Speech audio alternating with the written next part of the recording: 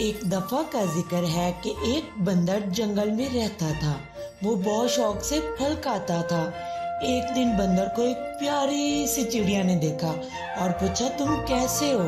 बंदर ने जवाब दिया, मैं बहुत खुश हूँ, मैं जंगल के फलों का मज़ा लेता हूँ। चिड़िया मुस्कुराती हुई बोली, मैं भी आपके साथ फल खाना चाहती हूँ।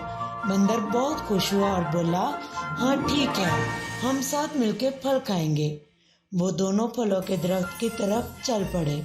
वहां पहुंचकर दोनों ने बहुत सारे मज़ीद और मज़ेदार फल तोड़े और खाए। बंदर ने चिड़िया का शुक्रिया अदा किया और कहा, तुमने मेरे साथ वक्त गुजारा, मुझे बहुत अच्छा लगा।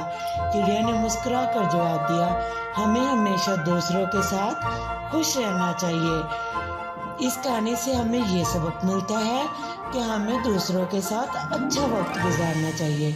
हमेशा दूसरों को खुश करने और इनकी मदद करनी चाहिए।